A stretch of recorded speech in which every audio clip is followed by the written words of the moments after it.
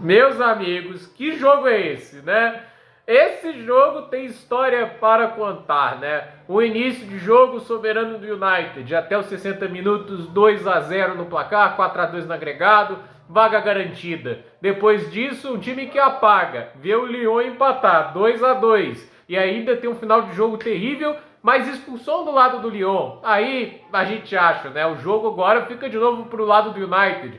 Mas o United, mesmo com a mais, sofre o terceiro gol. E depois, no segundo tempo ali da prorrogação, sofre o quarto gol. Então, assim, 4-2 Lyon. Parece que o jogo está completamente decidido, mesmo com um jogador a menos do time francês. Mas um pênalti que a Almada comete em Casemiro acaba mudando a história, e esse jogador vai merecer todos os louros, né? Consegue tirar 2 assistências da cartola e ainda sofre o pênalti que foi responsável por dar início a essa reação, e no final ali foi o terceiro gol, o pênalti do Bruno Fernandes, o gol do Mainô e Harry Maguire marcando o gol da classificação do United, 5-4 no tempo da prorrogação. Para aqueles detratores da prorrogação, tá aí, 3-2 na prorrogação. E vê os pessoas falar que prorrogação não serve pra nada. Tá aí, meu amigo, tá aí. Mais uma história fantástica que a prorrogação escreve, né? E tem gente que tem que ir direto pros pênaltis. Talvez fosse direto pros pênaltis, o United estaria eliminado hoje, porque eles estariam dependendo do Onaná,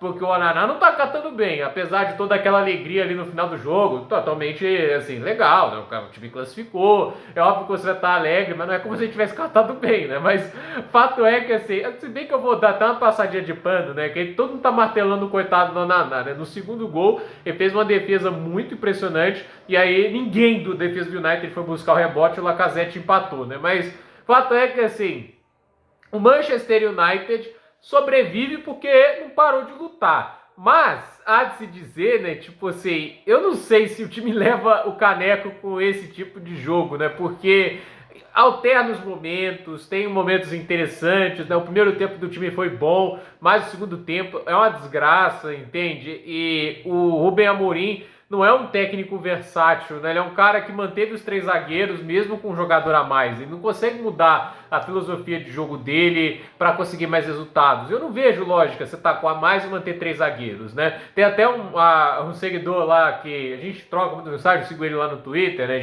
Normalmente falando de Fórmula 1, torcedor do United, né? E assim como eu, torcedor do Atlético Mineiro, ele disse que tá lembrando a Libertadores, com a mais, e o técnico não abre mão dos 3 zagueiros. Só que aí é aquele negócio, né? Tipo, teve mais garra o Manchester United, o United conseguiu buscar o resultado. E convenhamos, o Lyon deu uma pipocada. Essa era a hora para estacionar o busão, para deixar todo mundo ali, os 10 jogadores na área, a comissão técnica, o treinador, o torcedor. Era para estar com o busão estacionado e tentar obrigar o time a ir para essas jogadas aéreas, mas com todo mundo ali sufocando, não dando espaço.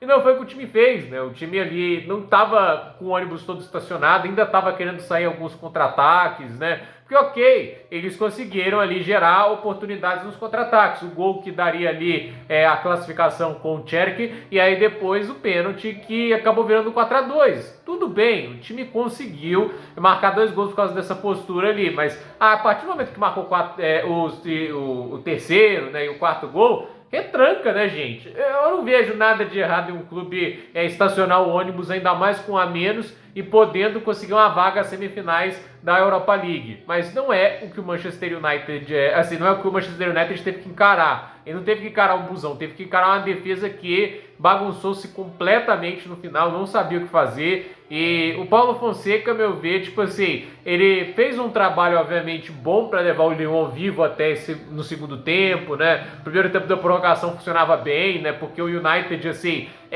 com 2-2 havia, obviamente, o desespero para conseguir o gol, mas não era um desespero tão grande porque o time ainda estava indo para os pênaltis e tudo isso. Então, havia um pouco mais, teoricamente, assim, de, olha, vamos atacar com calma para não dar tanto espaço no contra-ataque. Mas, eventualmente, ainda cederam mesmo assim. Aí depois vem o desespero, mas eu acho que o terceiro gol caiu como um balde de água fria para o Lyon. E não devia, o time ainda estava classificando. Então, para mim, assim, é um exemplo do que a falta de inteligência emocional, a falta do controle das emoções pode causar numa equipe. Mas Fato é que o Manchester United avança. Os dois times mais decepcionantes do Big Six nessa temporada estão nas semifinais da Europa League. O Tottenham vai enfrentar ou Bodo Glimt ou Lazio. Eu falei que a Lazio estava avançando, o Bodo Glimt empatou e está nos pênaltis no momento, com o Bodo Glimt à frente.